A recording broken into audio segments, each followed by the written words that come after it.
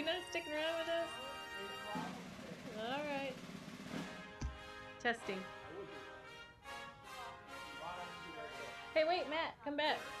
Matt, come back. It's not working. And the camera's not right, and the speaker's not working.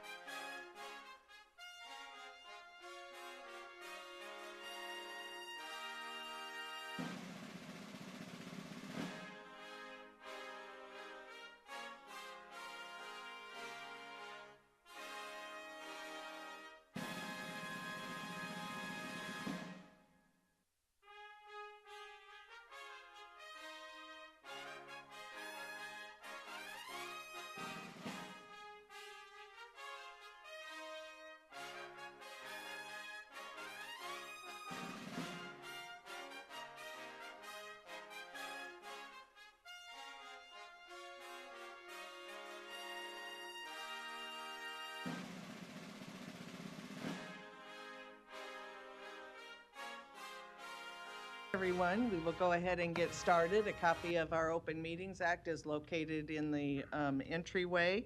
It is also on our website. There is also an automatic external defibrillator that is in the back, on the back wall of the legislative chambers. Please stand for the Pledge of Allegiance.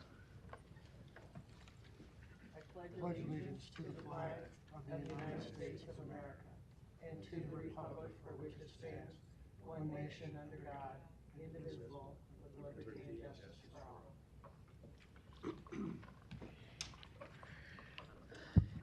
And Val, could you come, where did Val go? Can you come up and just give a short introduction again of the guests that we have, and then I'm going to continue Commissioner Kraft's. He always had the individuals come up and just tell us their name and where they're from and what they're interested in, or their studies are in, or what positions they hold. And so we'll just line them up and do that one by one as soon as you give us a background, and welcome.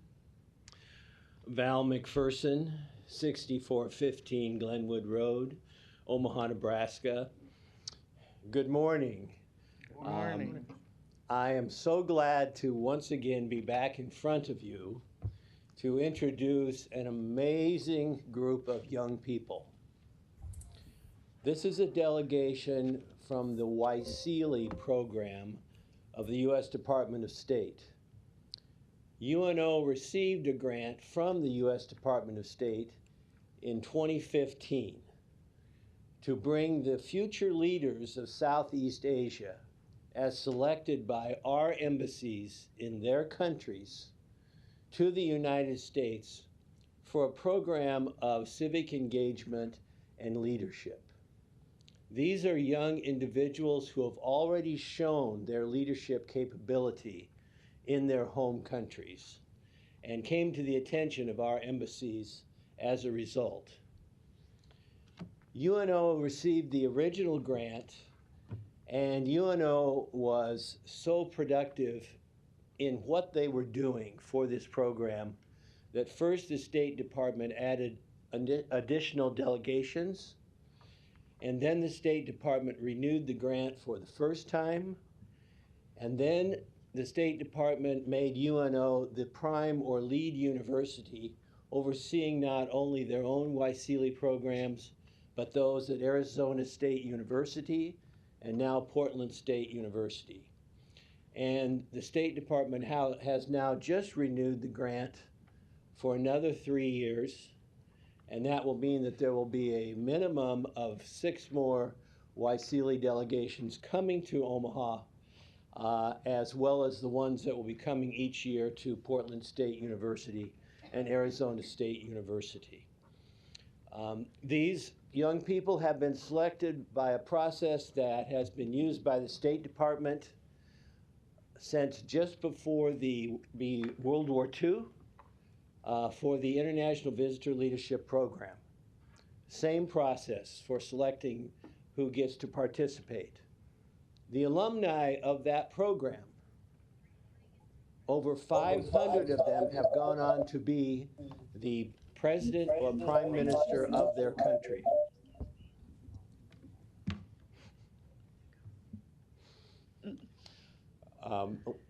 Where was I?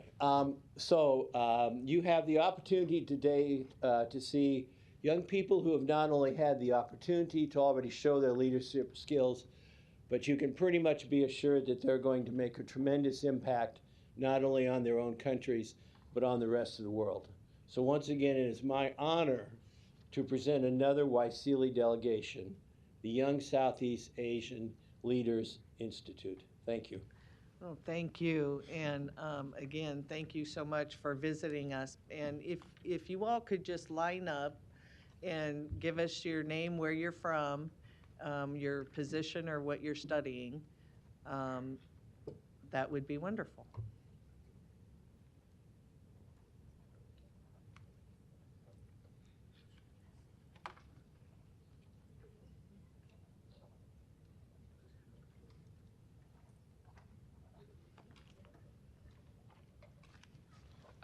Alithia from Malaysia. So my name is Ali, currently from Malaysia as part of the program. So back in my home country, I work as the lead public policy researcher to the Malaysian opposition leader, Mr. Anwar Ibrahim at the Parliament of Malaysia, which is the Congress equivalent here. But by night, I am a community builder where I participate in democratic participation, where my NGO recently lobbied for the lowering of voting age from 21 to 18, which we gave rights to 6 million youth voters in Malaysia. Thank you. Very good. Karen, can you work the microphone so it gets a little closer so we can hear better? Okay, hi, good morning. I am Iman Jasmina from Malaysia. I am now a final year law student in Malaysia, but I co-founded an NGO, one of the earliest NGO to research, to collect data on the issue of period poverty in Malaysia. Okay, thank you. Very good, thank you. Hello, my name is Alway Ramantan and I'm from Brunei. I advocate on representation of the indigenous and marginalized groups of communities in my home country. Thank you.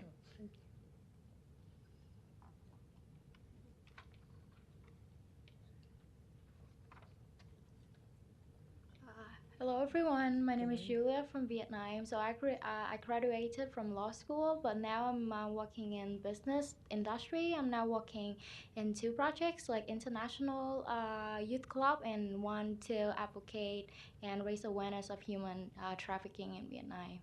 Thank you so much. Very good, thank you.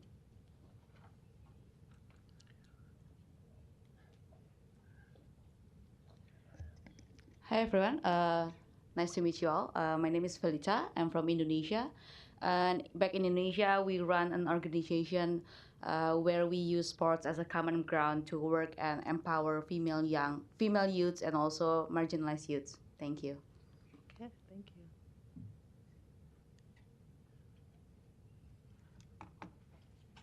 Good morning, everyone. My name is Nelfia Ribeiro, and I come from Timor-Leste. And I'm interested in social issue, and I'm working with a local NGO in my country and focus on violence prevention against women. Thank you. Thank you.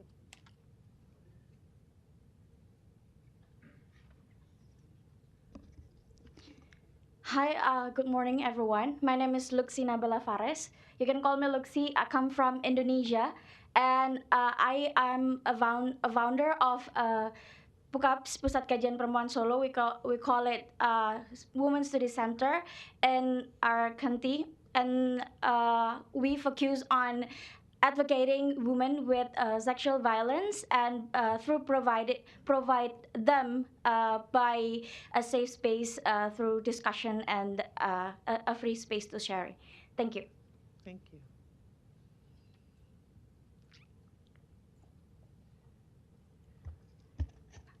Good morning, everyone. I am Lyra Shane Batao from the Philippines. Just like you guys, I'm also an elected official back in the Philippines. Like in your government, the closest to the people, it's called the barangay level. So I am the youngest, and also I am here for my advocacy about mental health awareness and intervention, especially to the sexually abused children. And got the most votes, right?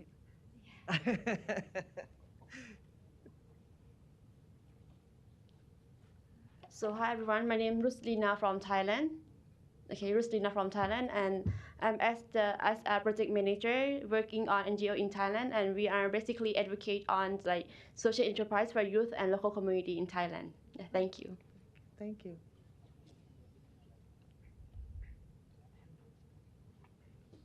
Hi everyone, good morning. My name is Dexter Yang. You can call me Dex from the Philippines. I've co-founded a nonprofit called Good Gov PH, which advocates for stronger youth participation, local governance, and public policy. So we do a lot of trainings and lobbying work to make sure that more young people are well represented and that they are empowered to champion good governance in their respective communities. Thank you very much. Very good. Thank you. Good morning, everyone. I'm Phương Thảo from Vietnam, and I'm currently working for the public health sector in Vietnam. I'm passionate about raising people's awareness towards health issues, and I hope everyone can get access to qualified healthcare services. Thank you. Thank you.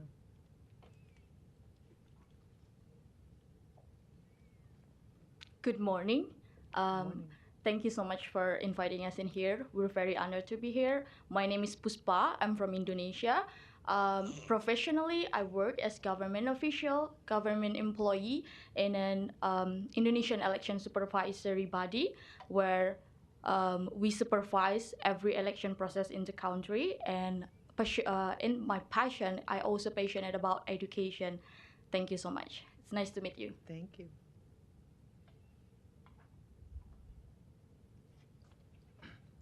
Good morning, everyone.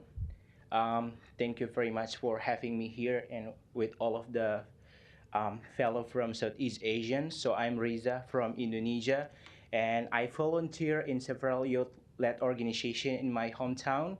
And currently, I'm working in two organizations. The first one is Diverse Clean Actions, which focuses on the environmental issues in the coastal area. And I also work in Sustainable District Association for the junior officer for a COVID-19 program for disability people. Thank you. Thank you.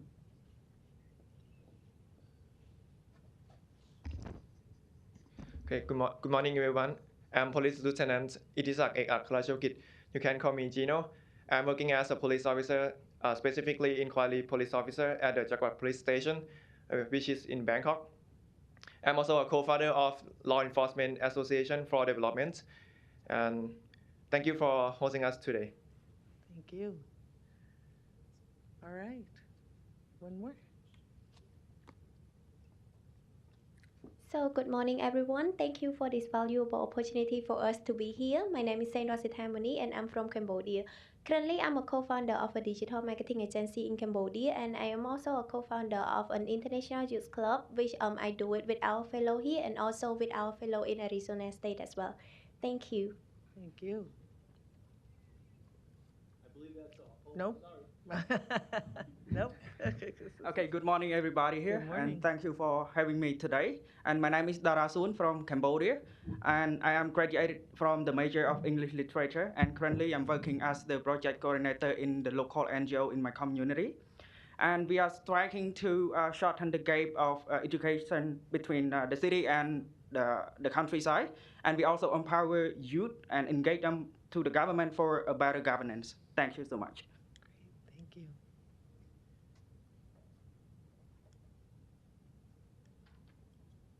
Was that it? All right. Well, again, welcome to all of you. We are so excited to have you and hear where you're from and what you're involved in. And as we see what you will do in the future, I can see big and bright things for all of you. So thank you for being with us this morning. All right. Commissioner Boyle? I just wanted to make another comment. I also appreciate you being here. I think when in hearing everything that you're all involved in, those are things that every country needs to be involved in, and that's engagement of youth as yourselves, and then you're trying to engage more youth, which is fantastic. But really, I find that sometimes, to be honest with you, a lot of politics is run by people that are much older. And I think that there's a lot of things that young folks can teach us, and I feel that most as a mother to two early 20-year-olds, they teach me a heck of a lot, sometimes in a very forthright way. So, so bottom line is I appreciate everything you seem to be doing regarding the environment, domestic violence, women, youth, education, and just to have your engagement is really critical, not just to the future of your own countries, but really to the future of the world. You're kind of where your mindset is where all countries need to be. And I just wanted to say thank you for coming and being engaged, and keep it up. We need to get more young folks involved in the political process and in government. Thank you. All right. With that, we will go ahead and begin our meeting, and we'll start with the agenda for the Douglas County Board of Equalization. Roll call, please.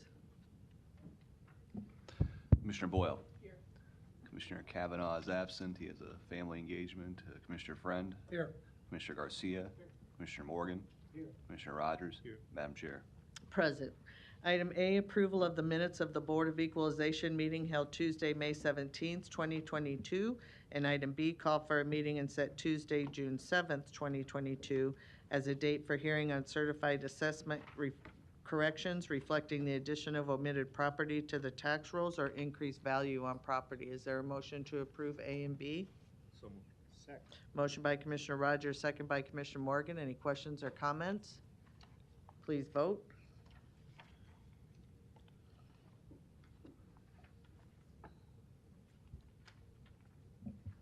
Motion passes 6-0. Next is citizen comments. Is there anyone in the chamber or on Zoom wishing to speak to the Board of Equalization about an item not on the agenda?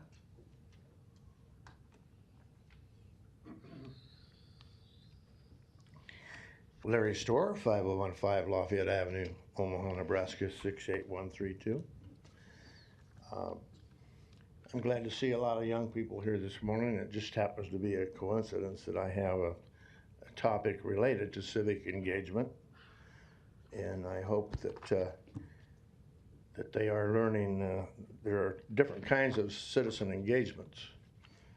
The citizen engagement that we saw in the summertime of 2020 is, I hope, not what they're learning in terms of what citizen engagement is. I hope they are learning the true history of our culture, our country, and how we were founded on a different and totally unique form of government.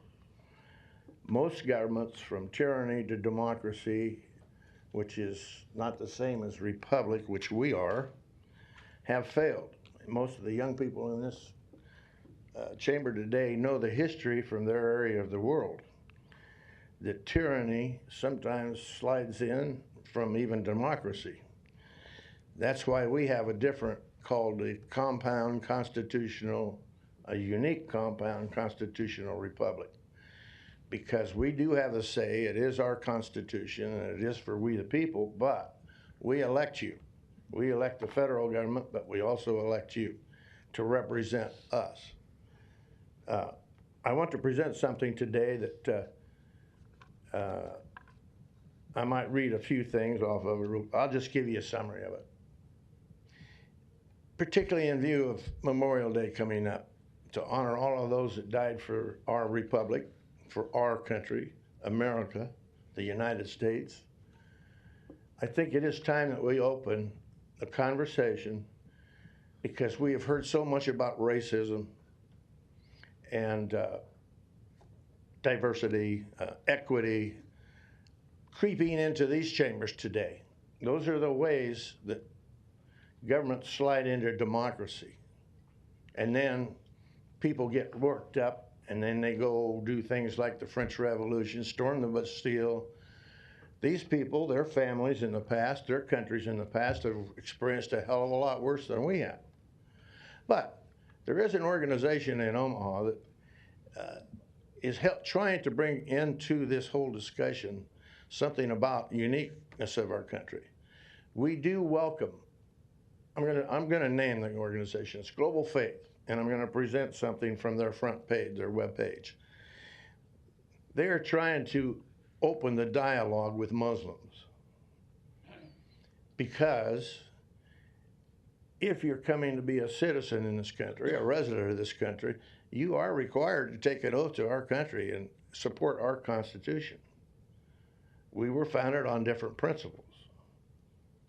We do not talk about specific denominations of religion, but we were based on religious principles. Mark Christian's organization is trying to open that dialogue so that we can learn from each other and welcome Muslim, but let them know that if you are in this country, you're coming here, you want to reside here, you want to take advantage of our system, then you recognize our culture. You practice our culture, not yours. If you want to do that in your home, your privacy of your home or your little building somewhere, that's fine and dandy. But you are subservient to our Constitution, our culture, and you're not to try to change ours. One of the things about Islam, we can have that discussion, and that's why I'm bringing it up, is the policies that people have to follow if they're going to live under Islam are completely evil. 1 minute. Completely evil from a number of ways, and people need to find out why. Mark Christian's Institute will tell you that. Tell you why. He's a converted Muslim. He grew up in Egypt. He decided to find out about the word of Jesus, and he converted.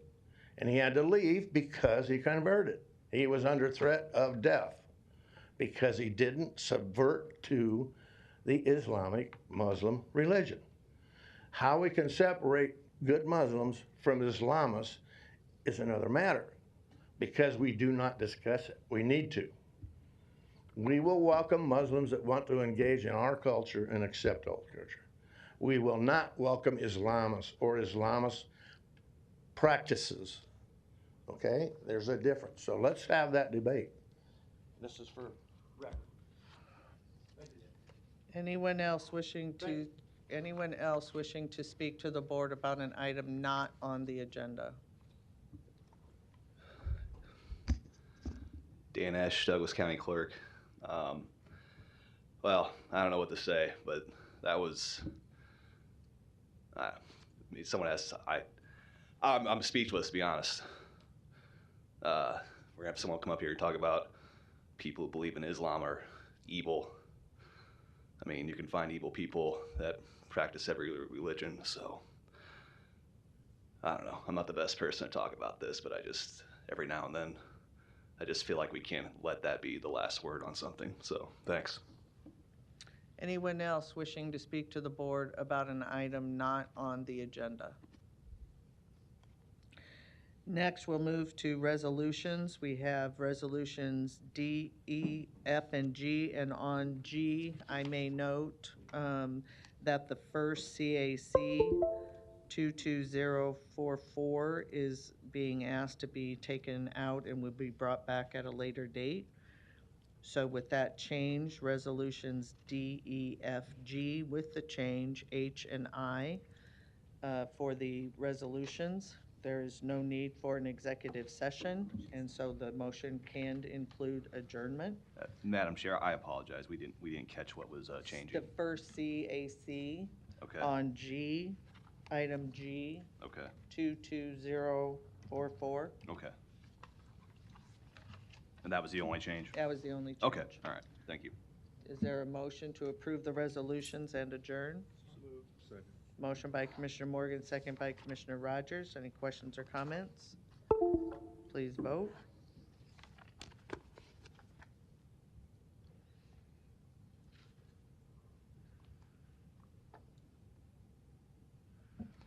Motion passes 6-0. Next, we'll move to the agenda for the Douglas County Board of Commissioners. Roll call, please. Commissioner Boyle? Here. Commissioner Kavanaugh is absent. Commissioner Friend? Here. Commissioner Garcia? Here. Commissioner Morgan? Commissioner Rogers? Present. Madam Chair. Present. And before we begin, I do want to congratulate our colleague, Commissioner Garcia, for earning his PhD this past week. And tell me again, it's in In theological studies and ministry, so a little different from my day job. Well, very good, and congratulations to you. With that, we move to A, approval of the minutes of the Board of Commissioners meeting held Tuesday, May 17th, 2022, and item B, approval of claims submitted for payment process through Tuesday, May 31st, 2022. Is there a motion to approve A and B? So moved. Second.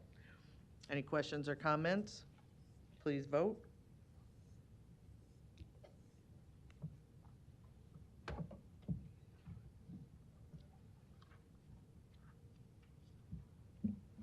Motion passes 6-0. Next is our consent agenda, item A, with 6 items underneath of it. Is there a motion to approve consent? Oh, sorry, I didn't turn my page. Items A through K. Is there a motion to approve consent? Madam Chair, can I ask for item E4 to be? E4. All right, any others? All right, with that, is there a motion to approve consent minus E4? So moved. Second.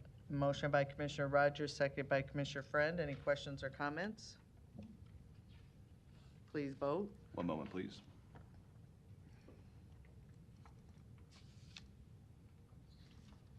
Okay, thank you.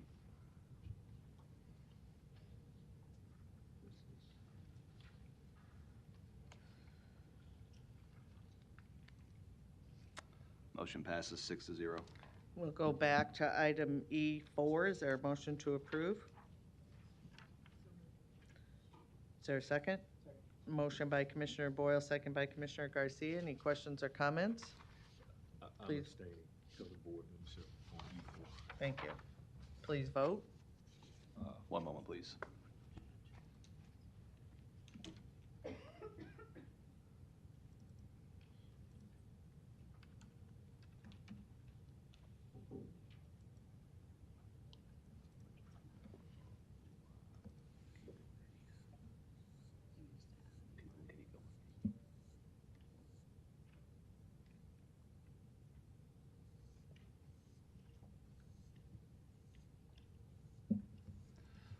Okay, thank you.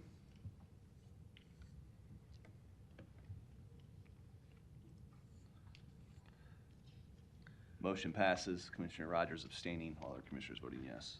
We have one recognition of the following county employee who has retired, Alma Domenico, who worked for the Douglas County Health Department for 14 years. They are not present, but we do want to wish a very happy retirement and thank them for their service to Douglas County. With that, is there a motion to approve? Second. Motion by Commissioner Boyle, second by Commissioner Friend. Please vote.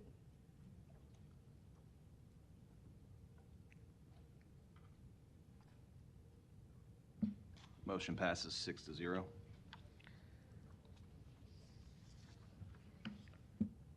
Next, we have citizen comments. Is there anyone wishing to speak to the board on an item not on the agenda? Seeing none, we will move to our Finance Committee, our budget report as presented. And then we have an ARPA funding request to allocate $19,800 to Omaha Cornhusker Cosmopolitan Foundation to provide 36 scholarships to Camp Floyd Rogers to diabetic children from economically disadvantaged families, many of whom are dealing with mental health issues. Is there a motion to approve? Any questions or comments? Please vote.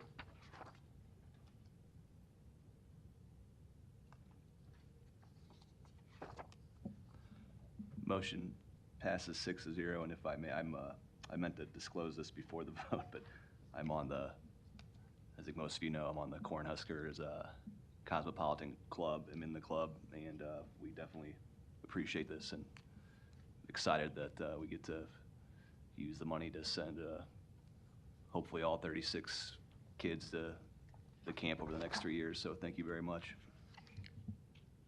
Okay, with that, we will move to the presentation by the Douglas County Public Defender's Office on the department's fiscal year 22-23 budget request, which is in excess of their budget target amount by $350,671.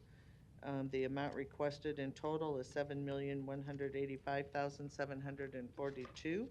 And with that, we do have Tom Riley here, our public defender, with us.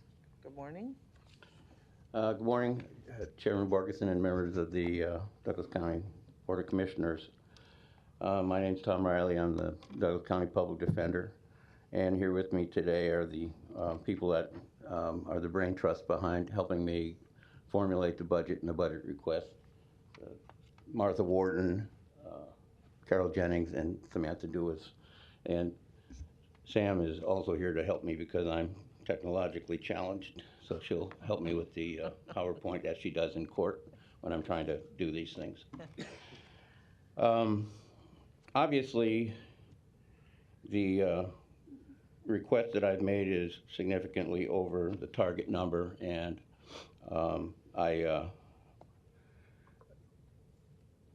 historically haven't done this, but I think we have some catch up to do, and we have some expenses that I don't think there's much we can do about. The first thing that I'm asking is a little bit out of the ordinary, but I'm asking that a $150,000 salary increase that would commence in July of 2022, exclusive of the January, regular January salary adjustments. And the reason is, well, there are several, but as I think most of you know, by statute, the pay of the public defender's office attorneys is required to be commensurate with that of their counterparts in the Douglas County Attorney's Office, who are of equal experience and ability, I think is the terminology. Obviously, experience is something that's objective, and ability is a little bit subjective. That's probably my call. I want to kind of show you what we're kind of up against. I know Don Klein talked last week about the kind of hemorrhaging that went on in his office over the last calendar year. And as a result, made a significant change in the starting salaries. And on this graph that you can see in front of me, our hiring salary, opening salary of a lawyer that's of little or no experience is $60,000. Theirs was, but they moved it up to 67, and then after 4 months raised it to basically 69.3. So our younger lawyers, I would not be standing in front of you if the pay difference was $1,000, $1,200. But when it gets to $7,000, $8,000, $9,000, I think that it's something that needs to be addressed. It needs to be addressed as soon as possible. The graph here also shows what happens after several months and even after 2 years. Our salaries at 65.5 for the average of people that are 2 years, and theirs is 69.3 after 4 months. So I've got people that've been working there for 2-3 years that are behind someone that's just walking in the door in the county attorney's office. Just to another way of showing what's going on, the city attorney, their pay starts at 73, and as you can see, after 2 years, theirs is at 85. I put this in front of you because these are the people that we're competing with to get young lawyers. And the reason the city attorney's office is there is because we handle misdemeanors that are prosecuted by the city, as well as the misdemeanors that are prosecuted by the county attorney. County attorney's misdemeanors are pretty limited to domestic violence misdemeanors, whereas the city attorney prosecutes all of the other misdemeanors, DUIs, driving during suspension, trespass, assaults, all of those things. So you can see that there's a significant discrepancy in the pay that we're offering for lawyers versus what some of our competition is offering. And this is just, some people like graphs and some people like bar graphs. So this is kind of the same thing, except it's in a more of a linear graph form. We'll go to the next page. Also, I think of equal importance is the starting salary comparisons between Douglas, Sarpy, and Lancaster County. Look at the difference. I mean, it's startling. I'm not going to sit here and demean the work of the Sarpy or Lancaster County Public Defender's offices, but I am going to stick up for our folks and tell you that we handle a hell of a lot more cases, a hell of a lot bigger caseload, a hell of a lot more significant, serious crimes than they do. In addition, Lancaster County's Public Defender have put the cap on their caseload. So if an attorney or their office reaches a certain level of cases, they tell the court, we ain't taking any more cases. Go ahead and appoint private counsel at 80, 85, 90 bucks an hour, whatever they're paying down there. So I've never done that, and it's always been my position that when the caseloads get out of hand, I come and ask you if I can hire another attorney. And you've always, the county board has always understood and worked with us in an effort to accomplish that, because I think you all know that in addition to providing excellent representation for the indigent clients of the office, we also do it at a cost-efficient, in a cost-efficient manner. So as you can see, and once again, those are the people we're competing with here. We look with, when we talk about experience, you're looking at, the grads from between the years 2018 and 2021, and what our folks are making versus their counterparts in the county attorney's office. And once again, you can see that there is a significant disparity ranging from $9,000 down to about $5,000.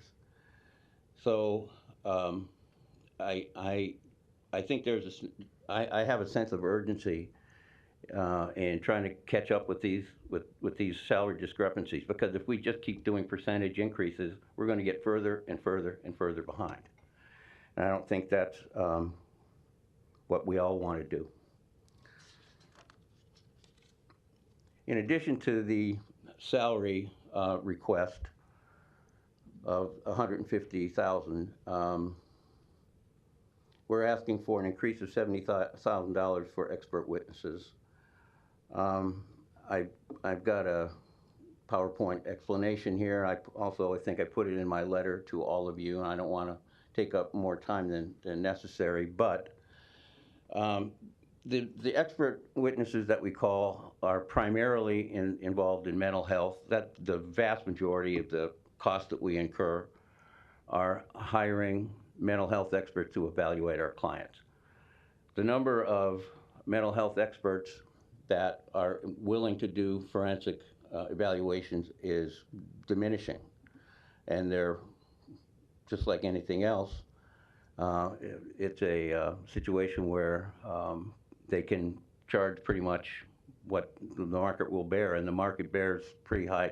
I mean, some of these guys are charging $350, $400 an hour for mental health evaluation. Now, we do sometimes we use the regional center on lower level cases, which is a minimal cost to the county. But in serious cases, we just can't ethically do that, because the regional center doesn't honor patient physician privilege. So if they evaluate one of our clients, they send the evaluation to the prosecutors and send it to the judge, and we can't have that.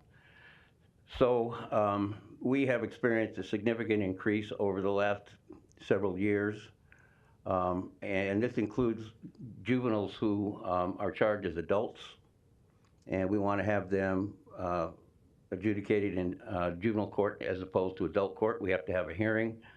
Typically, that means we hire an adolescent neuropsychologist to do a very in-depth evaluation and to testify about the now well-accepted fact that the brain development of juveniles does not complete itself until in the mid-20s, and that the part of the brain that is least developed is the executive function portion of the brain, which, as explained to me, is how do I weigh the cost-benefit analysis of going and robbing a quick shop. This is really important stuff, because if you have a 15-year-old kid who is accused of committing a serious offense, he or she could be facing up to 50 or 100 years in prison, or going to juvenile court and getting the services of the juvenile court. So there's a huge difference to the client, and it's very important. In addition to that, of course, every serious case now is DNA. And when I talk about serious cases, I'm not talking about sexual assaults and homicides and shootings. I'm talking about felon in possession, or they call it now possession of a firearm by a prohibited person. That carries a mandatory 3-year prison sentence with a maximum of 50 years in prison. And frequently what they're doing is they're examining the firearm. Let's say a gun is found in a car with four kids in it. So they'll try to get the DNA off the gun, and it's called touch DNA. It's from skin cells. And now they're using this technology in those types of cases. It's not just rapes and homicides. It's felon in possession or prohibited person possession. And there is a definite difference of opinion about the validity of the new methodology used in interpreting DNA.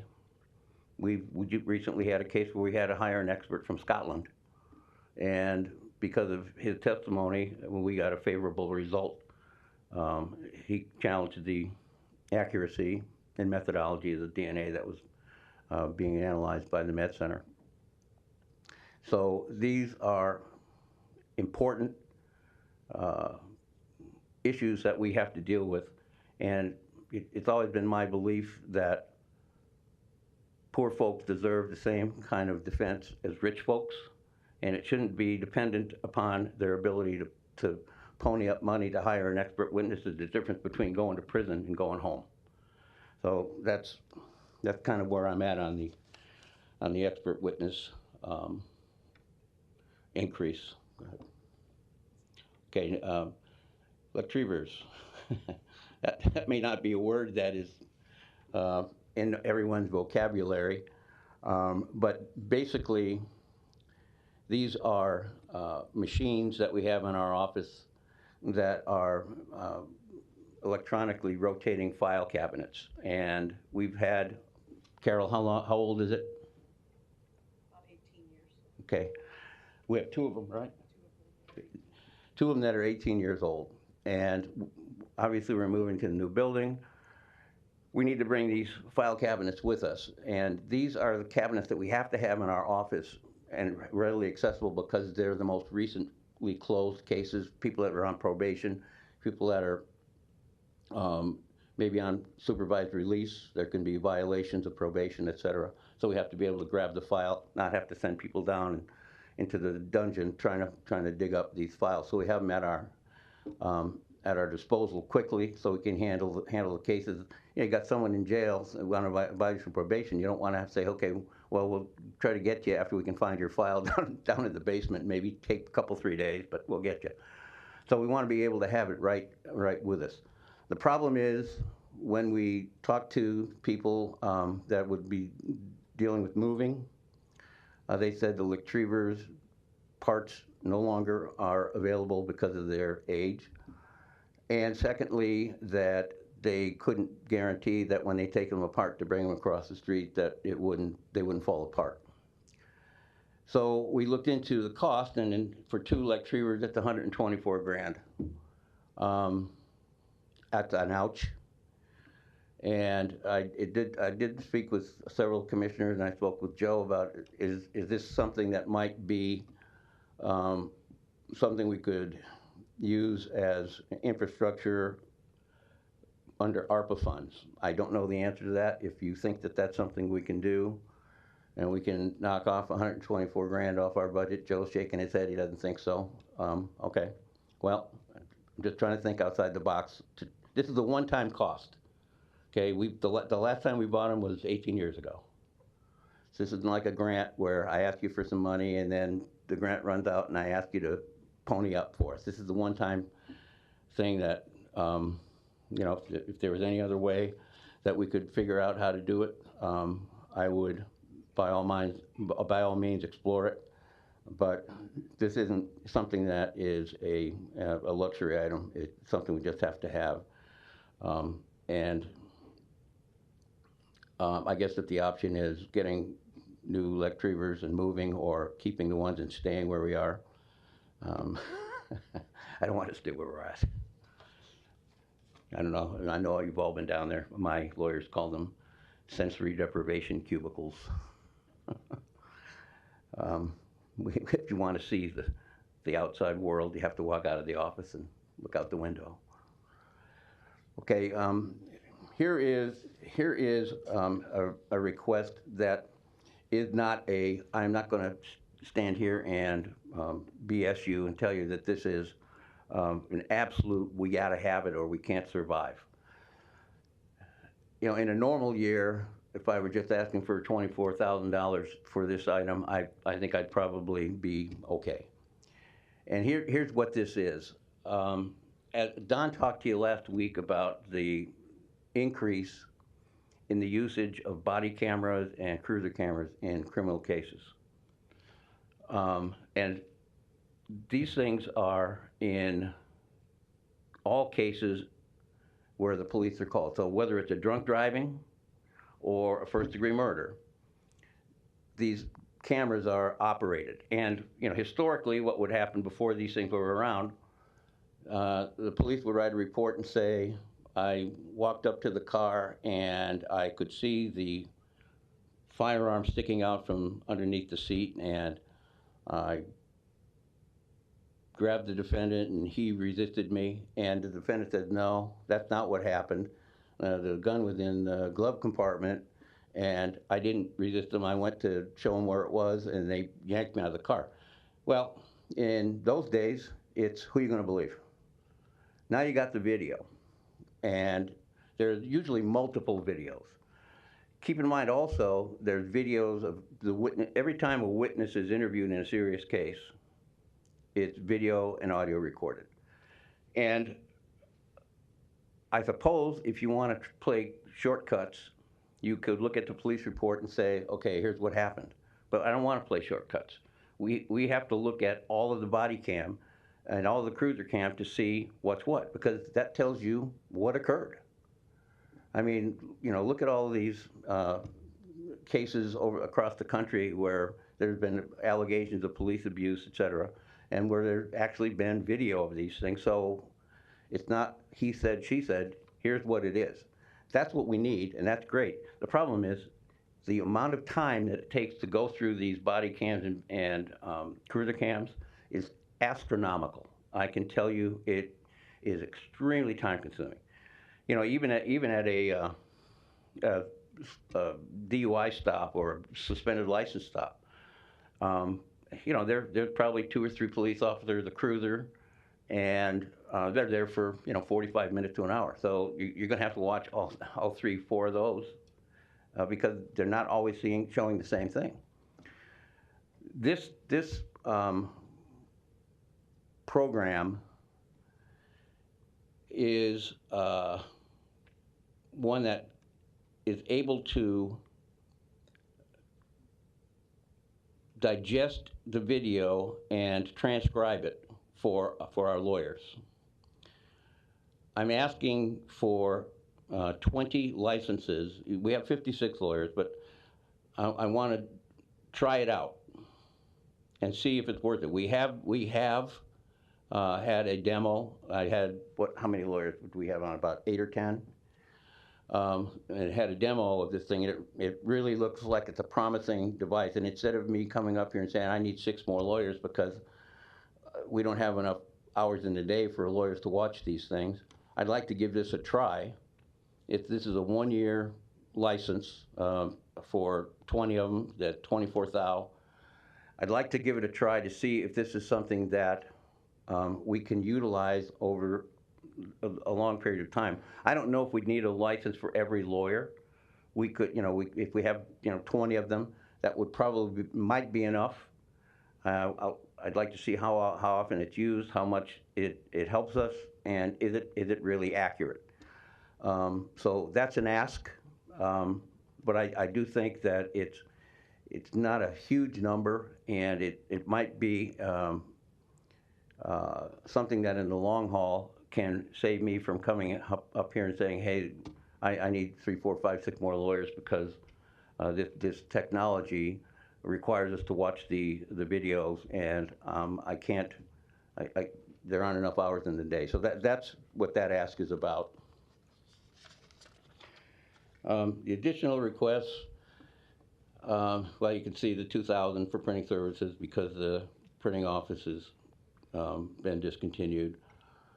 The 5,000 for medical supplies, masks, etc., that we had to purchase this year. I'd like to think that that's not going to be necessary, but I don't know that that's true. This is hand sanitizers, masks, gloves. Books and publications, 20,000. Once again, all of these things go up. I mean, we have every year we purchase a new soft cover volume of the Nebraska criminal statutes and criminal procedure and rules of evidence, and they change every year, as you know. And that's 56 copies every year. Prosecutors have them, we have them, and we need them, and the cost is significantly increased. And I'm still, we do have Westlaw and technological opportunity to do research, but I am a dinosaur, and I still like books that I can put my hands on. And there are several series of books that we've had for years and years, and we get their annual. This is not a new purchase of hardcovers every year. This is just supplements. It's not extremely expensive, but there's about 5 of them that I think are necessary. They deal with search and seizure, they deal with criminal procedure, they deal with rules of evidence, and they're handy, and I think they're well worth the price. And last but not least, seminar registrations. Again, these things, the costs for these, registering for these seminars continues to go up. We have mandatory CLE, continuing legal education. And, I can't not send people to seminars. But, go ahead, next page. As I'll show you, there are some things we do to challenge the cost. We have Spanish-speaking attorneys and support staff in an effort to save money on interpreting services. Obviously, we don't have, there's the diversity in Nebraska and in Douglas County has increased significantly, and there are a number of languages that are less common, and we don't have lawyers to do that. But the primary language spoken that is non-English is Espanol, and we have, I think it's a huge asset to have Spanish-speaking staff members and attorneys so they can communicate with the clients and their families, and we don't have to hire someone to come in and sit with us. I think that's a big deal. We also have immigration law is another big deal. The consequences, if you're not an American citizen, of getting arrested and convicted could result in deportation and other consequences.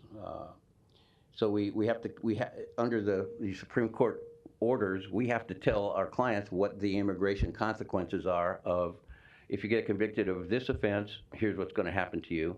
If we get a plea bargain down to this offense, here's what's going to happen to you. If we get it dismissed, here's what's going to happen to you. Because just getting the case dismissed doesn't automatically make the immigration stuff go away.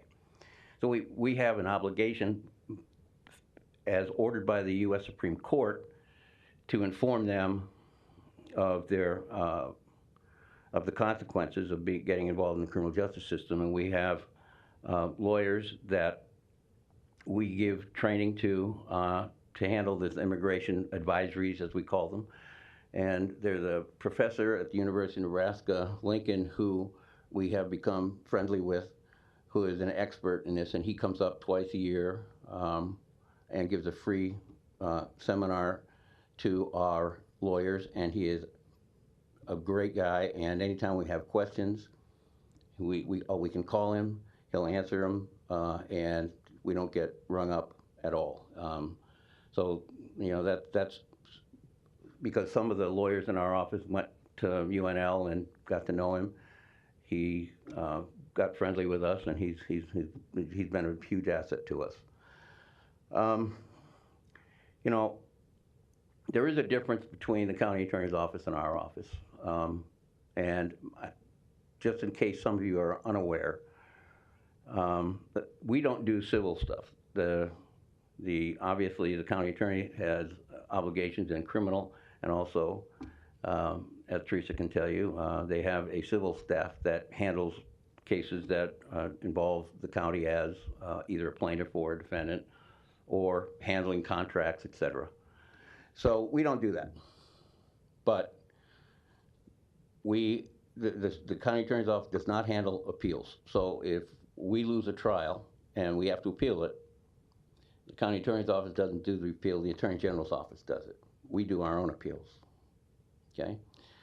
Additionally, with regard to contempt hearings for child support violations where you can go to jail, we've had an agreement with the county board over the years that we would handle those cases because the Constitution requires representation, because you can go to jail. And the county attorney's office does not handle those cases. We handle them, and there's a significant number of them, and they're kind of ongoing. It's another reason to keep our electreavers, because a guy's got 5 kids and not paying child support, and he goes to jail, and he comes out, and then he gets back in, and he gets a job, and he comes back. It's a vicious cycle a lot of times. So that's something that they don't do, that we do. And of course, I already mentioned the thousands of misdemeanor cases that we handle in county court that are not the responsibility of the county attorney's office.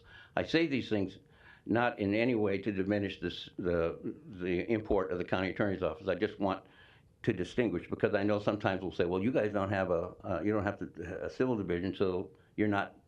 It's apples and oranges. Well, it is apples and oranges to a degree, but I think there is some indication from what I just told you that our responsibilities exceed theirs in some areas, and their responsibilities exceed ours in other areas. So I just wanted to point that out. And this is, like I said, this is not at all a shot at the county attorney's office, who does, as far in my opinion, they do a great job. We have also been blessed with a number of lawyers in our office who, prior to coming to our place, worked as clerks for appellate courts. One worked for the appellate court in the 8th Circuit, one in the state of Washington, and let's see, who else? Who am I missing here? Oh, that's right, Supreme Court of Michigan. We just had someone leave that had previously been a clerk for the Supreme Court. And their responsibility is to vet all the briefs before the cases, the briefs are sent to the appellate courts, and they also carry a full caseload. So it's a big job, especially with the e-filing that has brought on a significant number of challenges. As you can well imagine, anytime technology rears its head and it's going to be new, especially when it's a statewide change, there's more screw-ups than there are not screw-ups. It's really become very difficult. I'm sure that this will iron itself out over time, but as it stands right now, this is a tough duty, and we have to continuously train the lawyers how to do something. And of course, as soon as we train them, they'll say, "Well, I did what you told me, but the court wouldn't accept my filing." So you have to call them and say, "What the hell did we do wrong?" And so that's kind of where we're at. And I mentioned already the mandatory CLE. And, the way I operate is we do as much in-house CLE as possible. The court puts a limit on how much of it we can do. But, one of my great pleasures as the public defender is to help mentor our young lawyers. And I get to make presentations to them in our CLEs, and we get credit for the CLE. do everything I can to avoid travel. You know, most of the national organizations, as I was telling one of you the other day, you know, they don't have their seminars in Bismarck or Pierre or Chadron. They have them in Vegas, in Miami, in New York, Los Angeles. And those are all kind of expensive operations. And although it'd be a nice perk to send them, I tried to, you know, save money and have them go to local CLEs, which may not be quite as sexy, but they get the job done as far as the requirements. And what I have done is a lot of the seminars that are national, they record them, so I can spend, you know, $150, buy the recording, and then use that as part of our CLE, in-house CLE, and show them selected portions of that fancy seminar in Vegas. So I think that's something that is also important. Also, as I mentioned, I don't put caps on our caseload. We adjust. And sometimes that's a tough duty, and our lawyers get underwater a little bit. And thanks in large part to Martha and Carol, they keep a real close eye on the distribution of the cases so that one person isn't handling 200 cases and someone else handling 110. They keep a close eye on it, and we distribute the cases on a daily basis to try to make an equitable distribution. Obviously, the more serious cases have to go to the more experienced lawyers, but they do a great job on kind of keeping up with the way things are. And it's always important to have good communication with our staff lawyers.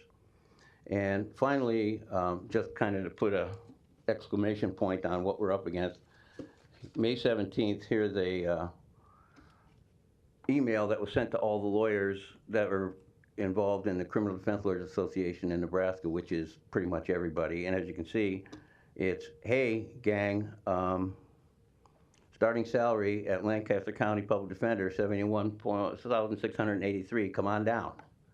Well, so I got a lawyer making 60 grand, been here for a year and a half. They can travel down the road, make 10 grand more, do less cases, do fewer cases, not less cases, fewer. And, you know, I don't make people send me a writing sample either, by the way, but that's just them. I'm just saying this is kind of where we're up against, and that's why I'm saying I'm asking that this increase be given, allowed to go into effect in July, and that 150 thou will be spent or distributed primarily among the lower half of the lawyers on the pay scale. We'll, you know, address the moderately and higher paid attorneys with their salary adjustment in January. So I'm just hoping that we can play catch up. And like I said, this is what we're up against. So with that, I will shut up and be happy to answer any questions that you have. Thanks, Tom. We do have a couple, Commissioner Friend and then Commissioner Morgan. Thank you, Madam Chair. And Tom, thanks for the information. As long as I've known you, you're a pretty serious guy, and we appreciate it because we're running into some weird things coming down the road here. But what I like is, based on the information you provided, you're helping to give, your office helps to give citizens, and it's a constitutional right, a rapid and fair trial. And we appreciate that because it can be done in a lot of different ways, and you guys do it in a pretty unique fashion in Douglas County compared to a lot of the other counties around. And the other thing that I think is important, it's always important through these budget items for all of us to distinguish between want and need. And a lot of the things, and I'm not patting you on the back or handing you superlatives, a lot of times you cut right through that. You just, I mean, all of those things seem like needs to me, but that's to the eye of the beholder. the county board, which is responsible for approving the budget requirements, I think I appreciate that because I've been here a year and a half. I have worked through budget items before, but it's very much appreciated. So with that said, you and I visited very briefly about it. There's no other way around this sounds a little trite, but there's no other way around the issue with those cabinets, right? I mean, we did visit about it. Could you tell us again, if we moved the ones you had, how much of a ticket item was that? I didn't write it down. Carol, you want to come up? Carol is the... This seems like the least of the important items, but it doesn't sound the way you've described it that it is. It's not an that option. It's important, yeah.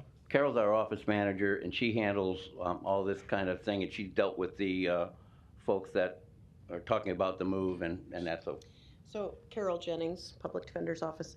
I actually have not obtained a quote for moving the electrometers because the vendor, which is Hubel, came and looked at our units and made it very clear that those units, it's just not cost effective to move them. So at this time, I don't have that information. I didn't even obtain the quote because the parts are unavailable, and they felt that by moving them, you were already compromising units that are so mature that they probably wouldn't even make the move. Where'd the 124 come from? The 124 comes from 2 new units, each of which came out to $62,000 each. That was for 2 brand new units to be moved into the new space. Yeah, okay. And yeah, what I think what she's saying is that she didn't get a quote for the cost of how much it would cost to move because they said, you're dreaming. Yeah, exactly. They just said it's not cost effective, and so I didn't obtain that information, but I certainly could obtain it. Okay, thanks, Carol. And finally, to the best of our knowledge, it's a pretty unique, well, not to the best of our knowledge, it's a pretty unique item. There's not a whole lot of people building these, right? I mean, we only have one vendor that we've worked with for many years, and that's Hubel. And I believe that's also the vendor that the Clerk of District Court uses. Okay. Yeah, they have a similar unit. It's bigger than ours. They have lots of them up there. Yeah. Okay, well, I want to thank you all again for the... You can ask John. Yeah, right. All right, thank you. Okay. Thank you, Madam Chair. Commissioner Morgan? Tom, you and I visited last week, and I really agree with what Commissioner Friend has said totally, except for one part of it where he said he wasn't going to pat you on the back, but he didn't want to do that, but I do want to do it. You know, I know you're here on Saturdays and so on. I think one statement you made was $10,000 more in Lincoln, but if it's 71 and you're paying an attorney 52 or whatever you said, you know, it's almost $20,000, a 40% increase, or at least 35% increase if I go there to work instead of staying where I am. Yeah, from 60 to 72, whatever that number is. Yeah, 50 to 72. So that's a big number. And I am supportive of what you do, and more importantly, supportive of your great staff that you have and doing the best that you always can and giving that extra effort in what you do. So we'll be visiting with Joe Friend this afternoon. We've got a meeting at 2 o'clock concerning our finances and the budget for this year. Okay. But I am very supportive of your office. That's so appreciated. Thank you for your presentation. Okay, thanks. I appreciate it. And like I said, if you have any questions, I'll be here. Is that all? That's all. Okay, Commissioner Boyle? Yeah, I also want to thank you for the presentation. I think it helps for us to see not only what you're asking for, but also the cost savings, specifically the fact that you don't take a cap on cases. I think that it sounds like it's very burdensome. At the same time, what you're doing there is you are saving money for the county. And so I think what it boils down to is it helps to see that some of the actions you're already taking are really cost saving mechanisms. And I think that helps me understand better about some of the things you're asking for too. So and just a statement, the fact that you said that you feel like the poor deserve the same representation as the wealthy, that really resonates. And so I appreciate that mindset in that office. Thanks. So, That's kind of our mantra, honestly. Right, I totally agree. I appreciate that. So then that's all I have. Thanks. All right, with that, no other lights? Thank you. Okay, we'll get back to work. Thanks. Thank you very much. Right, Larry?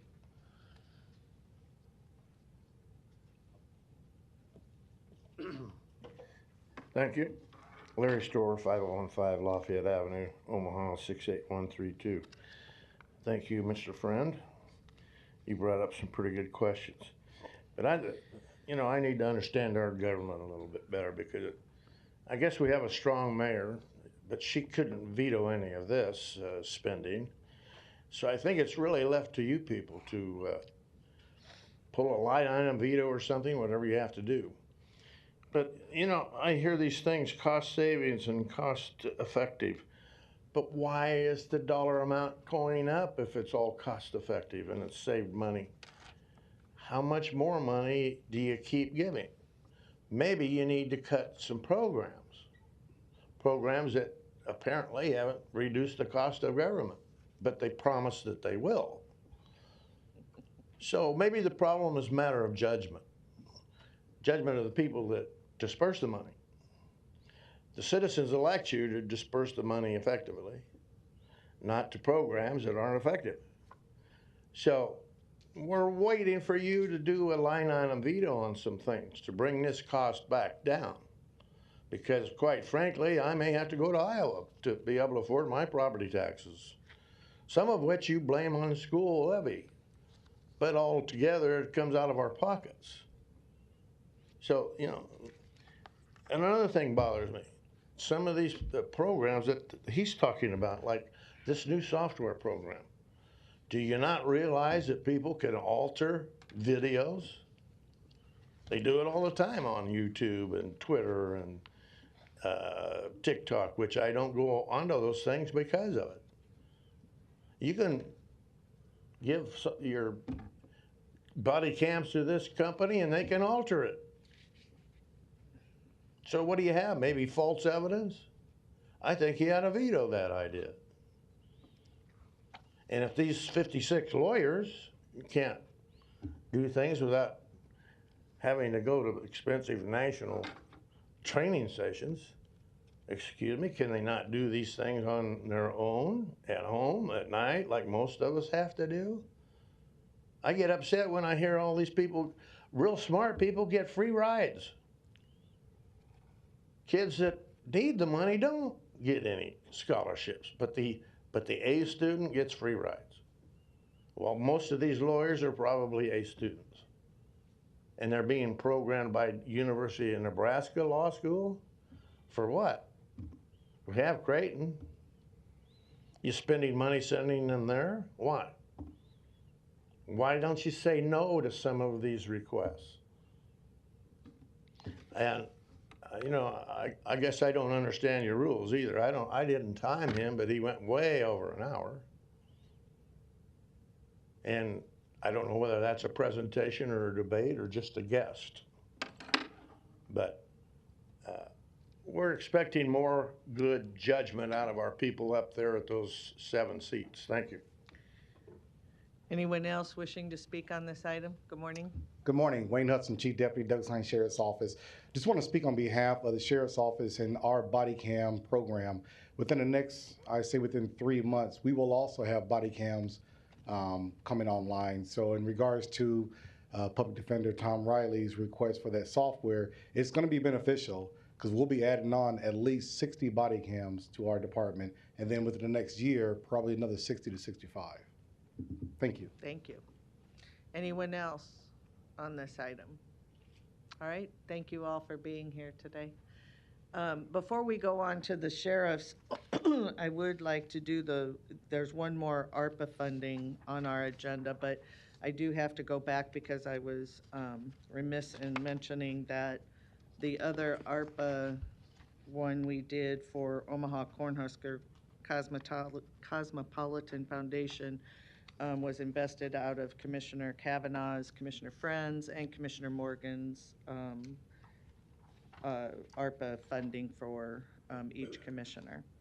And with that, there is one other ARPA funding, the approval of resolution authorizing the award of $280,000 to HERE and Reconnect to provide funding for the Flow Through Summer Program for youth and parents with the aim of reducing youth crime in Douglas County through a program targeted to developing self-regulatory capacities and healthier lifestyles. This is being invested out of my Commissioner Borgeson's fund at $280,000 over a 3-year period. I'm hoping that once we see the fruits of our labor on this one, that we may be able to offer it to other nonprofits or to another school district. And so with that, I would ask for a motion to approve. Second. Motion by Commissioner Boyle, second by Commissioner Friend. Any questions or comments? Please vote.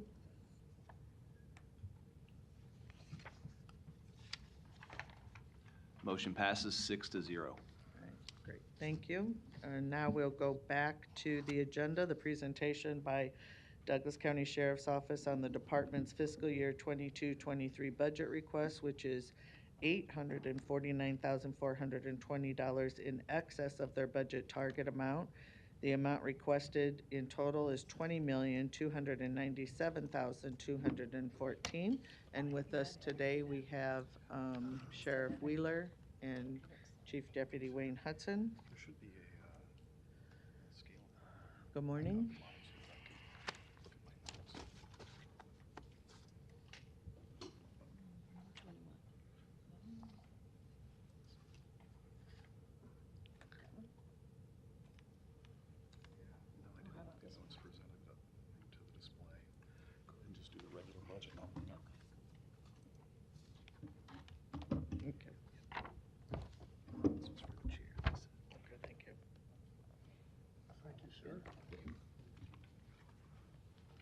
Good morning, Commissioners. Sheriff Tom Wheeler. Today's sheriff budget presentation will be broken into 2 parts. I'll be giving you an overview of our requested budget along with some historical trends of the department's budget in the past. The second part of the presentation will be, we'll focus on staffing and securing the newly constructed Juvenile Justice Center.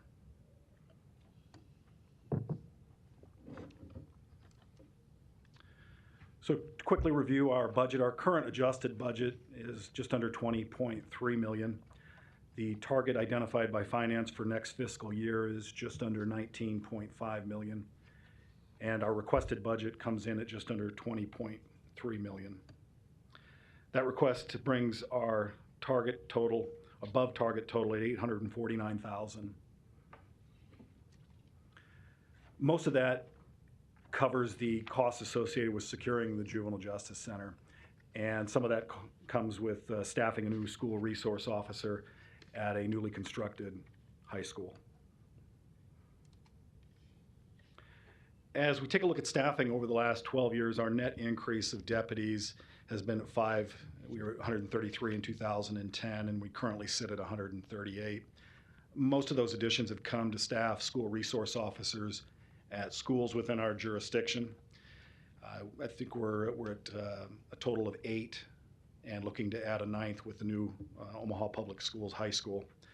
Our civilian staffing has remained mostly constant over the last few years. However, we did add staff when we secured the Civic Center complex.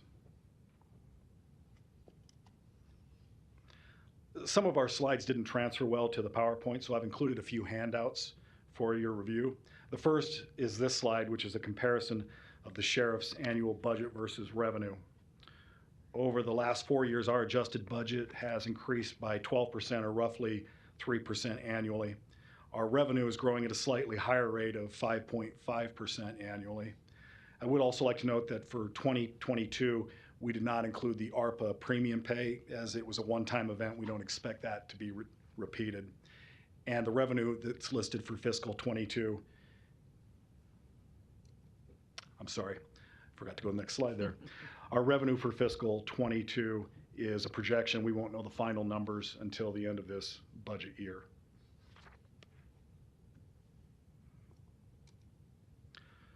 Population growth is something that we track year to year. The growth of unincorporated Douglas County continues on an upward trend. And to put it in perspective, in 1990, the population of unincorporated Douglas County was just over 47,000 people. And in 2021, the population was just shy of 89,000. And this growth has continued despite dozens of annexations, totaling more than 86,000 residents being taken from unincorporated and brought into the city. And that this during, of course, the same time frame.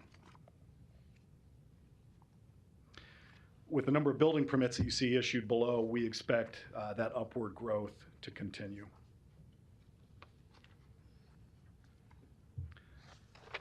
This slide is also in your handout. It's a 3-year snapshot of population numbers comparing incorporated versus unincorporated areas of Douglas County. Had I asked GIS to take this out to 2018, the county's numbers, unincorporated area was about 75,000. So from 18 to 22, the population has grown from 75 to just under 89,000.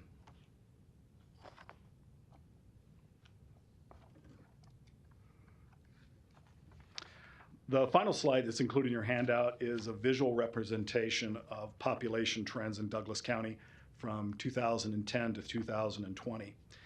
And as you know, most areas of growth, which is shown here in green, fall outside the city of Omaha. The numbers you see here represent average annual changes year over year. So where you see 15% growth, that is 15% a year on average every year since 2010.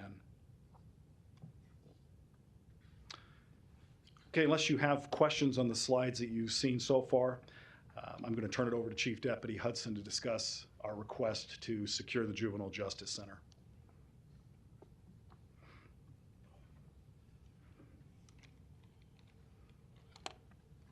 Good morning. So we'll try to go through these without access to my original notes, but we'll see how we can do. So before I talk about as far as cost for the Juvenile Justice Center, I want to kind of lay a little foundation on what's going to be in the center. I'm sure all you guys probably already know that already. So we're going to try to do it this way. So the new Juvenile Justice Center will hold 6 juvenile courts with 2 additional courtrooms for future expansion.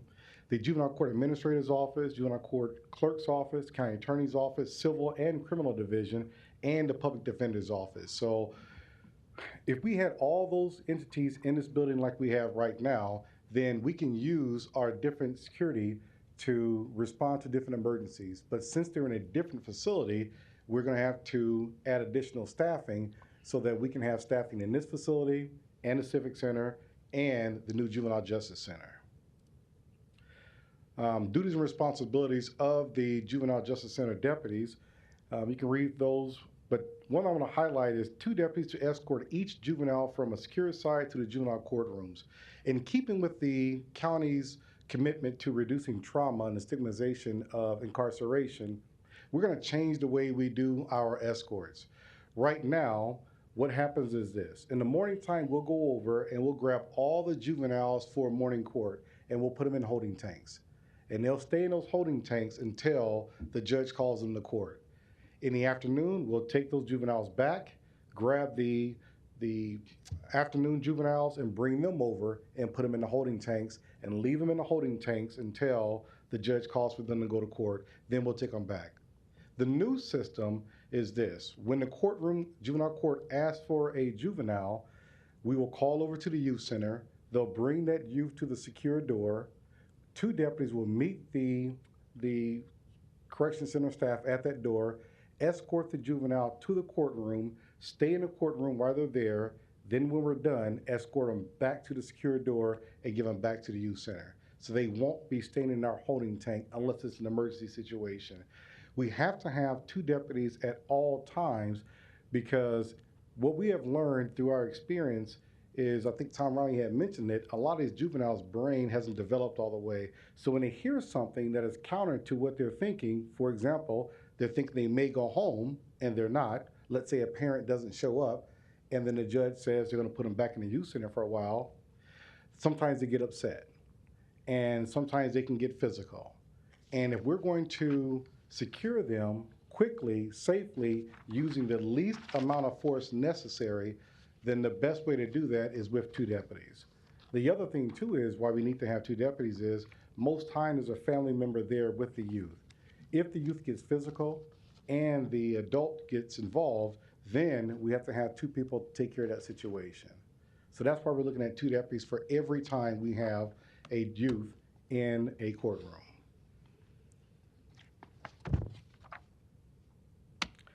This slide, what I want to highlight here is that in 2019, before COVID and everything hit, the last time the court was fully opening, we had 996 juveniles transported. 996. And they're transported to court, medical facilities, psychological exams, doctor's appointments, in and out of Douglas County, and different placements. 996 juveniles in 2019.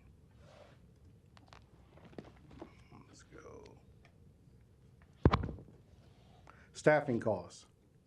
So it is our opinion, what we would like to do is hire 8 deputies and a sergeant. The 8 deputies will cost us with equipment $540,000. The sergeant with equipment $90,116 for a total of $630,321. Along with the deputies, we also need entrance screening staff, and we need a tech to help run the office. So with the entrance screening staff, with their equipment, we're looking at $123,000. The tech is $13,000 for a total of $136,000. The total cost is $767,000 for the deputies, entrance screening staff, and the tech. Now, one thing I want everyone to notice there, when we're talking about the entrance screening staff and the tech, we wouldn't hire them until around April timeframe. That's why you see March 23 to June 23 on that slide. As far as timeline to get people hired, what I want to do is present to you how our hiring process works. So we formed a local academy with 4 other agencies called the Sarpy Douglas Law Enforcement Academy. So the academy has 2 classes per year, January and July. So for us, we have to post for the position. We have to wait long enough to get enough people to apply for it. We have to have a competency test, interview, polygraph exam, background, psychological exam, physical exam, and drug screen. The candidate packets are due to Grand Island 30 days prior to the start of the academy. If we don't have a package there, we cannot send people to the academy. Then before they go to the academy, there's a 1-week in-service training, and after they get done with the academy, there's another 1-week in-service training. The academy is 22 weeks long. Once they're done with the academy, they're done with the in-service training, then they have another 14 weeks of field training observation. That is where they learn how to be a law enforcement officer. Now, we saw this coming with the Juvenile Justice Center, so we started our hiring process as soon as we could. So if you look on here, we started on the 23rd of December 2021. And those are all the steps that we went through. Now for us, we have to have our hiring package to Grand Island by the 4th of June.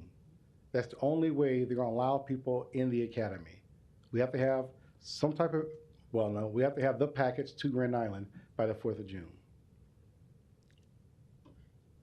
This is just kind of an overall, again, we're asking for, Omaha Public Schools is opening up a new school. They'll be paying half what the school resource officer. That's roughly $51,464. That's again our summary of what we're asking for: $20,297,214. Questions? Thank you. Commissioner Friend?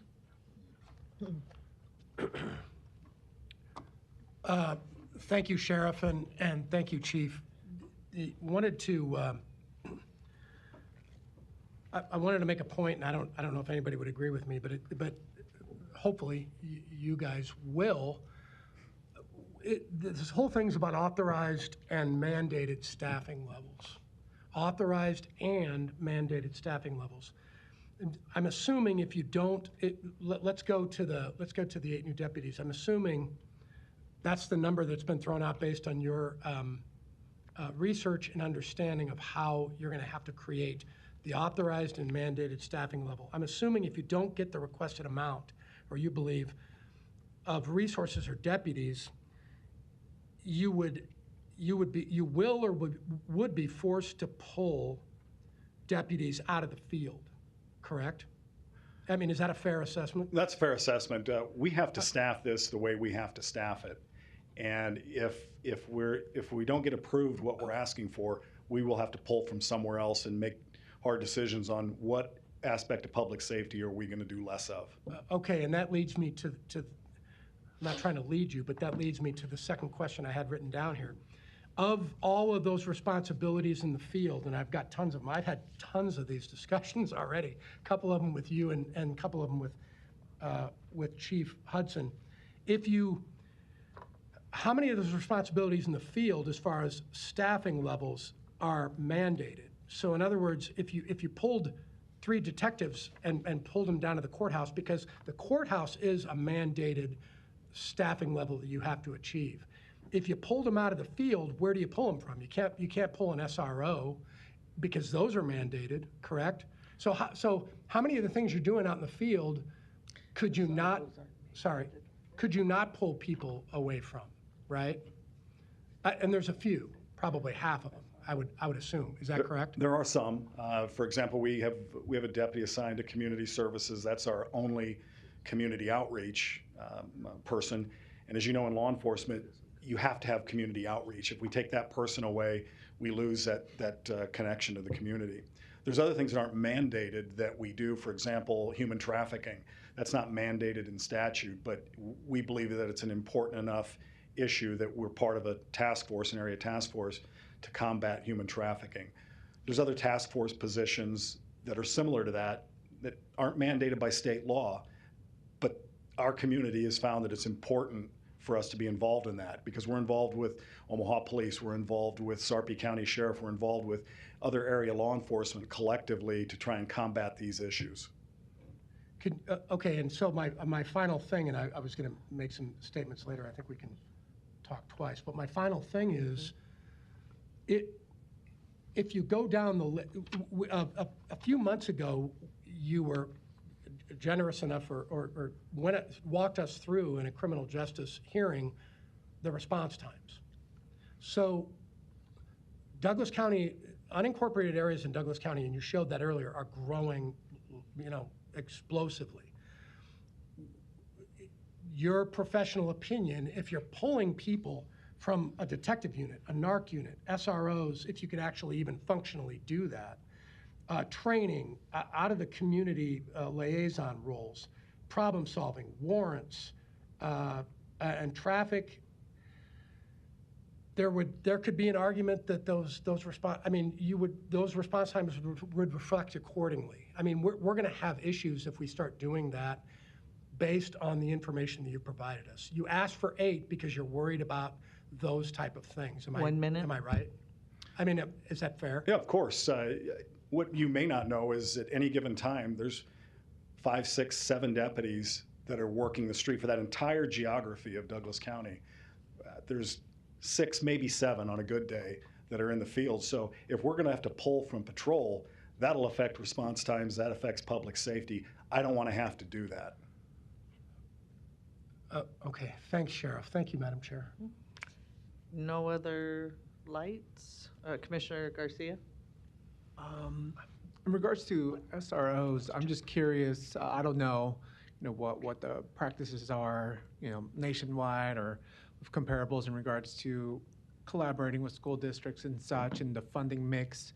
It sounds like, at least here in Douglas County, the mix is 50-50. Is that? It is 50-50 of the total cost, not just the cost of the salary, but the benefits that go into that. Gotcha. And how did we get to that? Was just a discussion with OPS, or is that led by law somehow, or? It's not in statute. That is sort of the accepted practice for our area. It's a similar model the Omaha Police Department uses, sort of a 50-50 cost share, and we've been doing that since we started the SRO program. Okay. And definitely not speaking for or in favor in any regard, just kind of for clarification, it's not a mandated position, right? It's something we choose to do. Correct. It's not in state statute. Okay. Got it. How do other communities like Lancaster and maybe another comparable, how do they handle it? SRO positions in regards to like the mix of funding? I don't know about Lancaster. I know with Omaha Police, what they do sometimes is they have part-time officers who fill in those positions, and that way they can take their officers and backfill some of those positions. The problem is we don't have part-time deputies. We don't have reserve deputies. What we have is full-time deputies. So, and with us, again, it's a 50-50 split between us and all the school districts. And how many of those SROs do we have? We have, this coming school year, we'll have 9. 'Cause, the OPS is bringing on the new high school, so we'll have 9 SROs. Got it. And is it only the sheriff's office that does SROs, or OPD does as well? They do. They do as well. Yeah, Omaha Police Department does. I think most metropolitan agencies actually do have SROs in the schools, even like Boys Town. They have SRO in their school as well. Okay. So is it kind of a matter of capacity and who can kind of take on that SRO position, or how do they kind of pick and choose which agency does it? It's where the school jurisdiction falls in. So if the school jurisdiction falls in our jurisdiction, then it's on us. Like, for example, we had Millard West, but when Omaha annexed that area, then the Omaha Police Department took over the SRO for that position. Okay, got it. All right, appreciate those clarifications. Thank you. Thank you. Commissioner Friend. Thank you, Madam Chair. And I can assure you this isn't really very self-serving, but I think it puts context around, from my standpoint, but I think it puts context around why you gentlemen are here in front of us, and why Tom Riley was earlier, why Don Klein was last week. This whole thing is a reality that's creeping.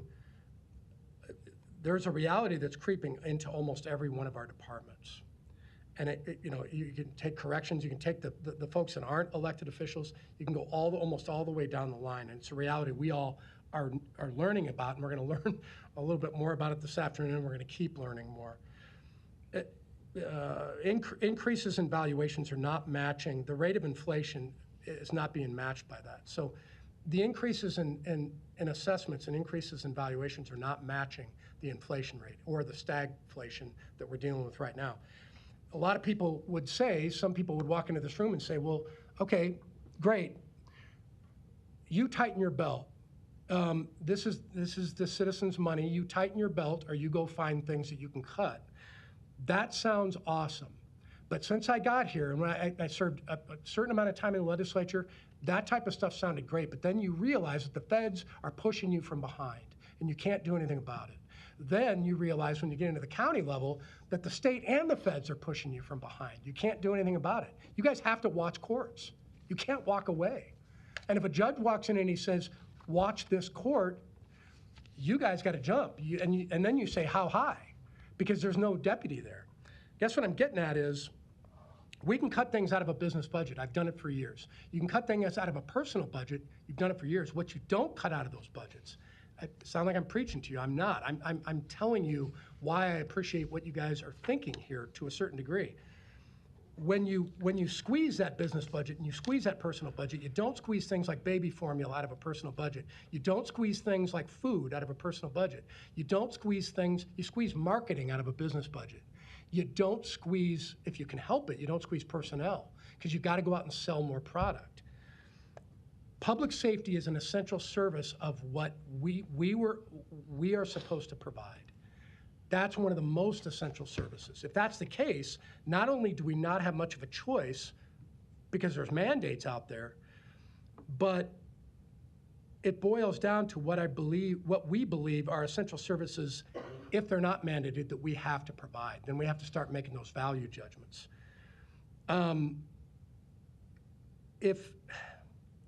If you guys don't have the resources to do what you need to do down here, and you start pulling people off the street, I, for one, will give you the resources. I don't see, you're the subject matter experts. You're telling me what the authorized staffing levels should be.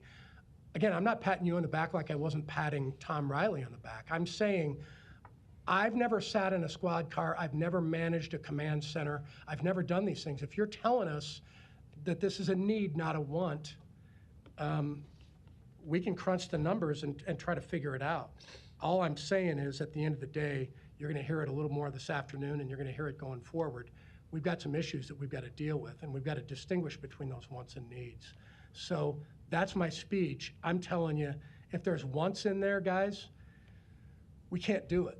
If these are needs and these are authorized and mandated staffing levels that we can't do anything about, we're depending on your, that institutional knowledge and that respect for the taxpayer that we all have, right? So that's the end of my diatribe. I just wanted you to know I appreciate you being up here, and this is a significant ask, and 1 minute. it sounds like there's a reason for it. So any comments or anything else we'd want to talk about, that's great, but thanks. Okay. There's one other issue I want to address with the board that relates to all of this. Chief had mentioned that the state gave us till June 4th to submit our packets. We've contacted the state, and we have a bit of a workaround. And what that workaround is, we're going to submit all of our packets to the state. We don't have an approved budget yet, so we can't issue final offers to these deputies, or these prospective deputies. The academy starts the first week in July. My request to the board is that you take a look at our budget and approve our budget at your next scheduled meeting, which I believe is in 2 weeks, because next week there is no meeting. The week after that is June 7th. If we don't get a budget approved by then we can't make final offers to any deputies. And come March of next year, we won't have somebody to staff in there because it takes 9 months to get those folks through the academy, then through field training, and then out in the field. If we hire in July, those folks will be ready next March. If we have to wait and hire till January, those folks won't be ready until October. So whatever the will of the board is, my request is that you take it up at the next meeting in June, if you can. Okay. Any other questions or comments? Just a real quick comment to Commissioner Franny, and you're exactly right. We've been doing this budget thing for a number of years now, and I think this is the most time we spent and the most research we spent on a budget. I know Captain Peterson's here. He spent a lot of time with juvenile court. He's been very involved in the new Juvenile Justice Center plans, and he has submitted information to us with his staffing. We've cut it down, sent it back to him. He sent something back. We've cut it down and sent it back to him. I think this is about bare bones as we can get with what we have submitted. Thank you. Thank you. No other questions or comments? Thank you very much. Thank you. With that is the last finance. We have nothing else under committees except for the Human Resources, which is a weekly personnel report from Civil Service as presented. No need for executive session. Do we have a motion to adjourn? So moved.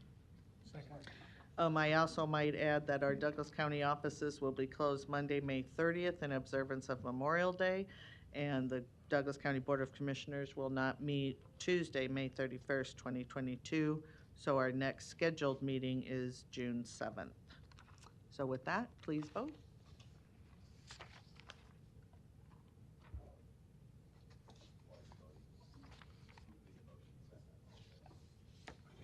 I think Commissioner Rogers made the motion and Commissioner Friend seconded it.